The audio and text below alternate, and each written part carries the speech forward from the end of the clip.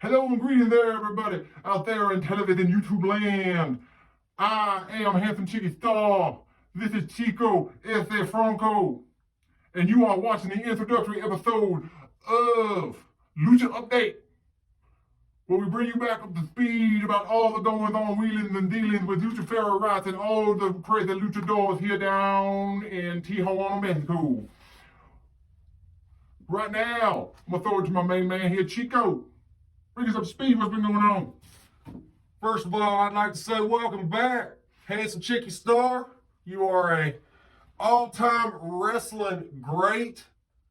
I remember watching you back in my youth, back in my junior high and high school days, watching you call those HCW matches. Yep. Long been a hero of mine, and you're a reason that I am in the business today. Welcome back, folks. We got a lot going on today. Big highlight reel show for you coming down the pipe today. Well, what's been going on in the world of Lucha? Tell you what, those Luchaferianites, they've been running all over the place, having this war of the worlds with each other. You don't know whose side's on who anymore. You got the Luchaferians over here, and then over here you got Santo Gordo and what he claims to be the new Luchaferian Revolution. Don't quote me on that name. I don't speak Spanish, and he wrote it all down. It's the best I can do. You know, it's insanity here, Daddy, because what's going on right now is originally the Luchaferians who came together and they wrote what they called their original official gospels. Their profane Luchatanic attack, which was released on Appalachian Noise Records to announce themselves to the world that the way of Lucha is here among us. It seems that after that has happened, the third one original member, Santo Gordo, was excommunicated from the Luchaferians due to his blasphemy of believing his interpretation of the path of Lucha is correct, and it was not according to Luchaferians. Here we have right now the Luchaferian Rites who are going to update us with a little bit more. Santo Gordo. Former Luchaferian. You were the best of us. You used to follow the true path of the Lucha. But then you lost your way. You started preaching that your way of Lucha was the true path to Lucha. You began to blaspheme against Lucha with your false interpretation of Lucha. For there is only one way of the Lucha, and that is the way of the Luchaferian. Hail Lucha! We can no longer tolerate your blaspheming against the one true Lucha, and you had to be sacrificed, cast out, because Lucha himself demanded it, because you were no longer worthy. From this day forth, Santo Gordo, you are no longer a Luchaferian. You have been cast out. if you try to ever practice the way of the Lucha, we will come for you. We will destroy you and your followers. Because there's only one true way of the Lucha, and that is of the Luchaferian. Hail Lucha! Hail Lucha! Hail Lucha! Santo Gordo, you were our brother. You taught us the ways of Lucha. You spoke the truth once upon a time. And that time is gone, and that time is done. Santo Gordo, you are exiled from the Luchaferian ways. Santo Gordo, you are a heretic. Your ways will not. I will not be allowed. Not while we still have breath in our lungs, and while our hearts beat for Lucha, and we sing praises. Lucha! Lucha! We are coming for you, Santo Gordo. You can amass an army. You can bring all your followers. It will not matter. For when the ways of the Luchaferians come for you, you will be the sacrifice to Lucha. The sacrifices that you showed us how to make. We will take those ways and those practices. It will be glorious what we do to you, Gordo. Your time is near. Your time is running out. Do you hear that? Can you hear it? That's the clock ticking. We're coming for you, Gordo.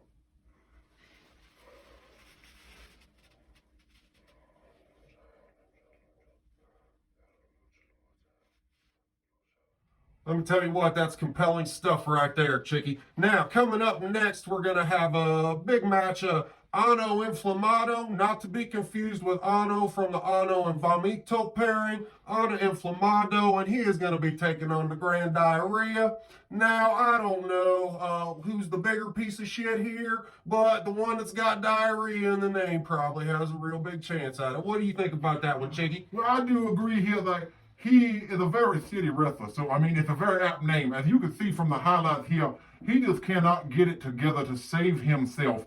And Arnaldo Inflamado takes advantage of that, as you can clearly see. And he gets the easy win with the 1-2-3, Daddy. And that's all it's about here with Luchaferians.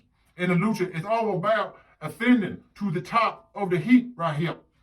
If you are not winning, baby, you dying. Because Lucha, I guess, does not tolerate something like that. I'm not really sure. They just pay me here to be on the television show. I've been retired 20 years from wrestling. Cut my teeth in the HCW days, baby. Used to watch the Cactus Jaws versus the fucking Blazing Paula, RIP. Like watch them almost kill each other and tear each other apart across this great nation. But now here I am in Tijuana, Mexico, in Lucha Studios. I guess this is called. I don't know, but the checks keep coming in and say that, so that's what it is. So, what we're going to do now here is apparently also this past Thursday, we had Carlos Satem Rosa wrestle one of the members of Dios Forzo. And it was apparently a very stunning affair with a surprise upset. Dios Forzo's own mother ran out to the ring and betrayed him. In a very, very unusual scene. As you see here from the clip over my shoulder here, there's a nice, well, it looks like he has a nice hula Corona there that gets him done, get the job done with, oh, there's a plancha maybe. Look at that. That's a drop toe hold into, I believe that's a Russian leg sweep. Is that what that is? I tell you what, we call it American leg sweep where I come from, but that was, I guess, if you're using the proper vernacular, a Russian leg sweep.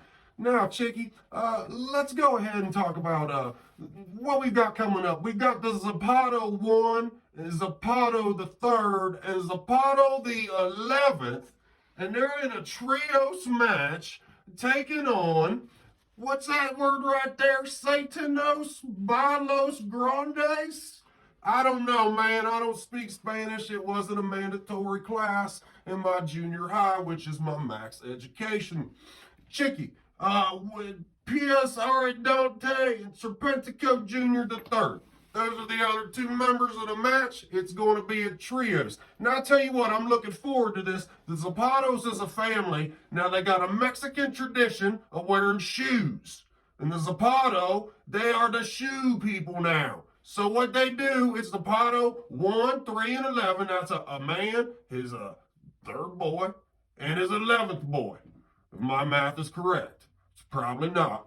Numbers hurt my brain. But what we got going is a great trios family wrestling tradition. I'm really looking forward to it. They're really great at working the tag team matches. They got a great triple moonsault finisher that they do where they each take a, turnbuckle. Moonsault, moonsault, moonsault. 1, 2, 3. Why do you see this one going, Chicky? You're the expert here. I'm just a guy in a mask. I mean, I've only recently become aware of the Zapata family, and they are a very great, illustrious family I've just recently learned. I mean, there's 11 of them.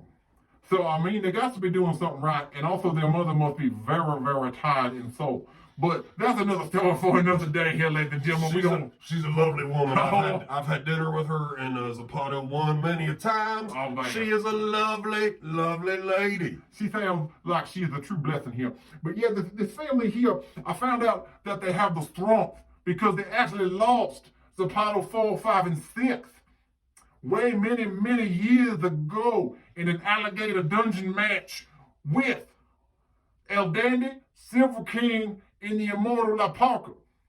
La Parca himself even said that this was a precursor which led him down the path of the Luchaferians. But the original La Parca found himself perished because Lucha found out he was unworthy after he sold his soul to Ted Turner. So next we got up here, it looks like a match from two very up-and-coming stars who are trying to learn the real path of the Lucha. It looks like we got Pina Inmortal versus the Fulana con Laser. It sounds like a very thrilling matchup here. Let's see some highlights.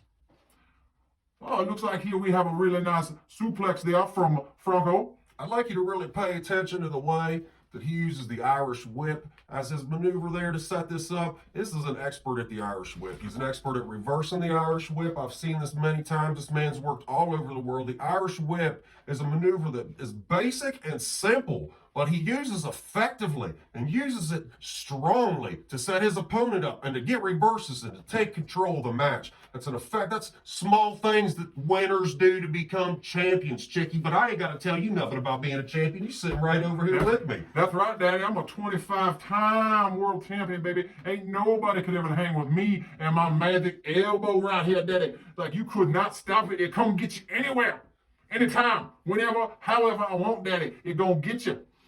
But I tell you what, though, there is a reason that Fulano Con Laser earned his name. I tell you why, son. It's because the precision at which he launches his drop kicks is laser-like. It'll come get you, as you see here in the footage. He is ascending very close to Lucha. Maybe one day Lucha will come down and bless him with his own mask and his own identity here on the path of Lucha. Only time will tell. Lucha is always looking for pure followers. They are looking for great leaders and wrestlers alike. Lucha is the way. Well, Chicky, let me tell you what. Coming up after that, we've got Aldaba Layonka. I don't speak this shit, y'all. I'm the worst announcer they could have got, but it turns out I'm well within the budget of this place. I just need somewhere to live, and they gave me a van, okay? So I'm not the best. I'm sorry. But I do know wrestling, and I know maneuvers. That's why I'm here, y'all. Shit. That is right, Daddy. That is right. He's here for the calling of the names. I'm here for the calling of the moves. That's right. He's the nuts and bolts, Daddy, and I'm the color, Daddy. I'm bringing it all in here. So, right now, we're going to go out and hear a word from our sponsor and come right back.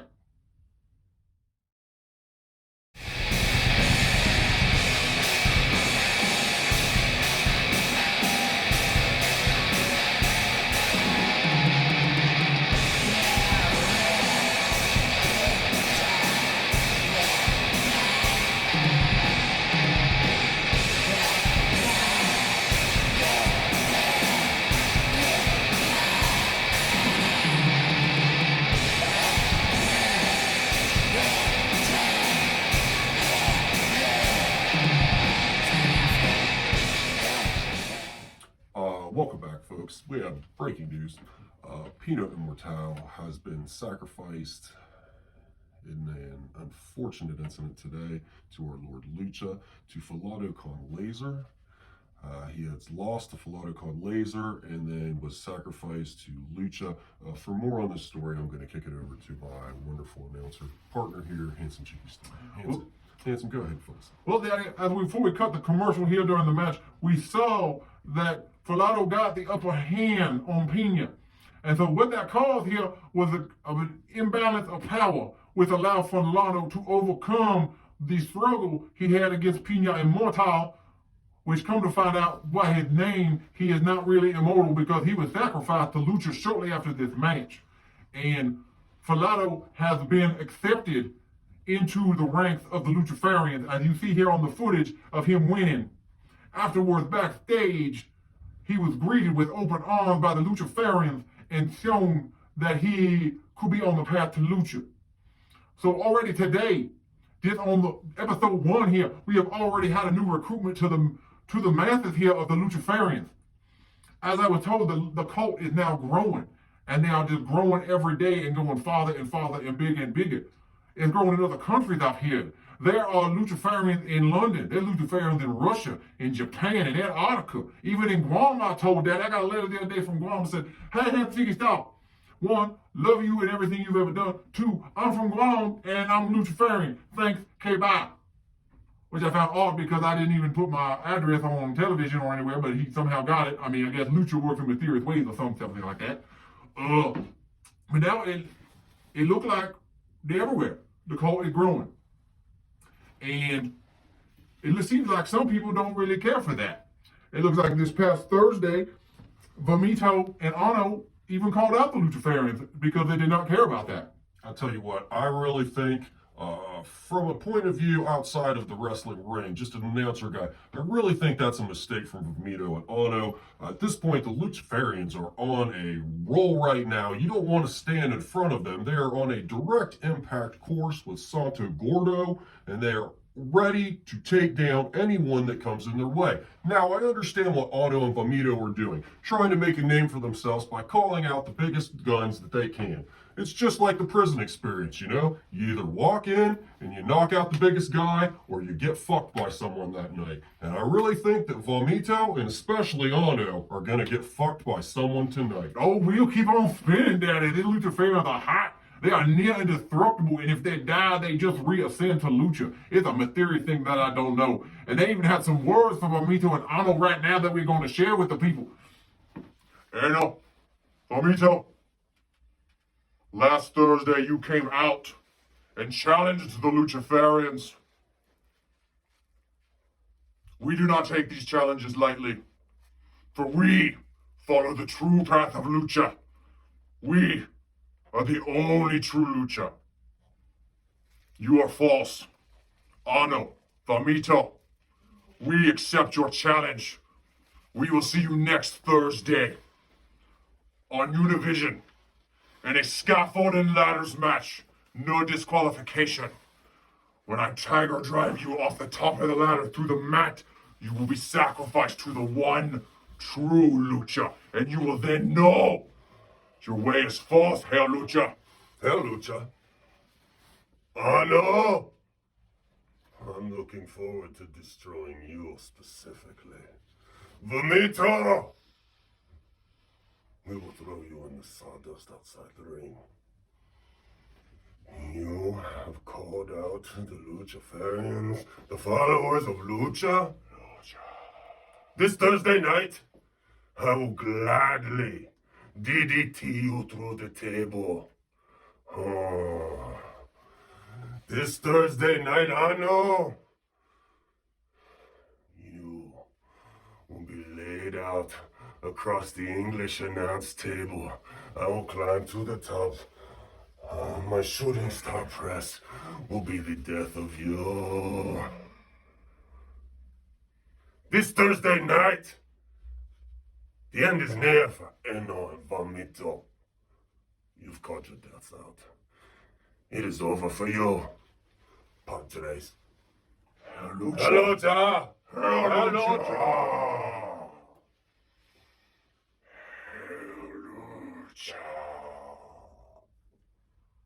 compelling words here from Lucha fans. I do not feel very good about Ano and Vamido's chances. I'm just saying, either they probably will be converted Lucha fans on the next episode, or they will be perished.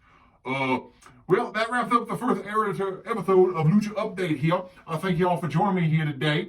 I am Handsome Chicky Star. I am Ese Chico Franco. Signing off. Thank you out there in all the internet and television land. Bye-bye.